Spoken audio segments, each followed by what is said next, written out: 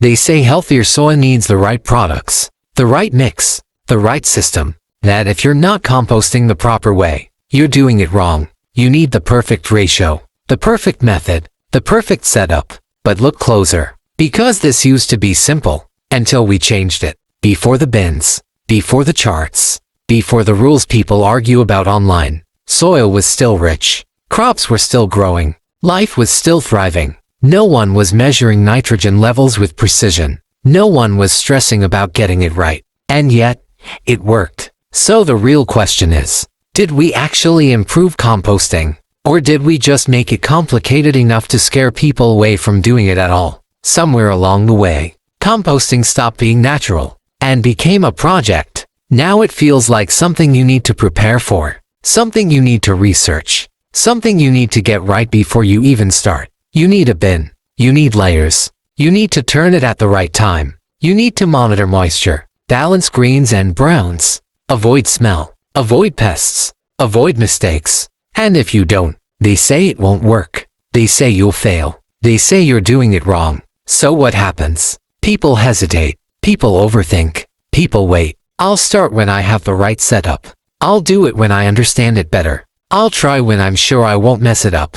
But that moment never comes. Because the more complicated something feels, the easier it is to avoid it completely. And that's the real problem. Not that composting is hard, but that we've made it feel hard. So instead of millions of people returning nutrients back to the soil, kitchen scraps are being thrown away, leaves are being burned or bagged, organic matter wasted, and the soil, it keeps losing life. It keeps getting weaker, quieter, less fertile than it used to be. Not because we don't care, but because what was once simple now feels overwhelming. But before all this, things worked better, not louder, not more advanced, not more optimized, just better, because there was no system to follow, no bins to buy, no complicated steps to remember. People weren't trying to do composting right. They were simply living in a way that made sense. There was just one simple habit: return what came from the soil, back to the soil. That was it. No pressure, no perfection, no overthinking. When food was prepared, the peelings didn't become waste. They became part of a cycle. When leaves fell, they weren't seen as a mess to clean up.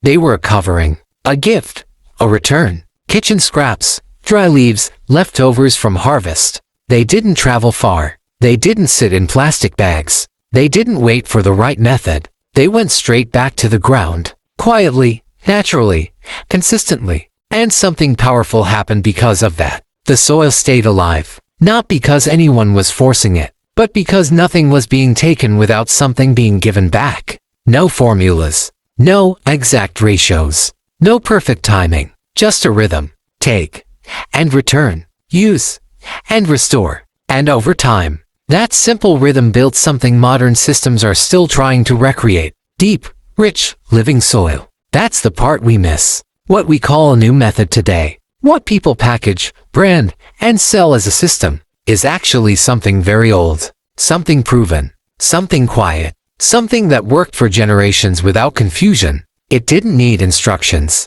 because it was already understood. And maybe that's what makes it so powerful. Not that it's complex, but that it's so simple. We've learned to overlook it. We've been taught to upgrade everything, even the things that were never broken. But soil doesn't need more complexity. It needs consistency. It needs return. It needs us to remember what was never supposed to be forgotten. Nature has always composted without us, long before compost bins, before tutorials, before anyone tried to optimize the process. It was already happening, quietly, effortlessly, constantly. Walk into a forest. No one is managing it. No one is controlling it. No one is following a step-by-step guide. And yet, it works. Leaves fall, layer upon layer, season after season. They don't get collected. They don't get thrown away. They stay. And slowly, almost invisibly, they begin to change. They break down. They soften. They disappear into the ground. Not wasted, but transformed. Scraps decay. Microbes go to work. Fungi stretch beneath the surface. Tiny organisms you can't even see begin rebuilding life from what looks like nothing. And then, something powerful happens. What was once waste becomes food again. No one turns the forest floor. No one checks moisture levels. No one measures perfect ratios of greens and browns. And yet, that soil is rich, dark, full of life. It holds water better. It grows stronger plants. It sustains entire ecosystems without effort. So what's the difference? Why does it work there so easily, but feels so complicated for us? Because nature doesn't chase perfection. It follows a pattern. Return, breakdown, rebuild, again and again. We forgot something important. The soil doesn't need perfection. It doesn't need you to get everything right. It doesn't need the perfect setup before it can begin. It just needs consistency. A little return today, a little return tomorrow. Not in big, perfect systems, but in small, repeated actions. Because over time, small returns become rich layers. Rich layers become living soil. Living soil becomes stronger growth, healthier food, and a system that sustains itself. That's the secret nature has been showing us all along. Not intensity, not complexity, consistency, and it's still working. Right now, whether we participate or not, the only question is, will we return to it? So instead of overcomplicating things, start here. Not tomorrow. Not when you've bought the right tools. Not when you feel ready. Start with what you already have. Take your kitchen scraps, fruit peels, vegetable cuttings, coffee remnants, even dry leaves around your home, and return them to the soil. That's it. No system. No perfect ratio. No special equipment. No fear of doing it wrong. Just a simple return. Bury them lightly in a corner of your garden, or place them under mulch near plants, or tuck them into soil where life is already growing. Let nature do the rest, because it always has. And if you don't have a garden, even small containers, pots, or shared spaces can become part of the cycle. It's not about scale. It's about consistency. No bin, no stress, no pressure to get it perfect. Just one habit. Don't throw it away. Give it back. And do it again. And again. Even in small amounts.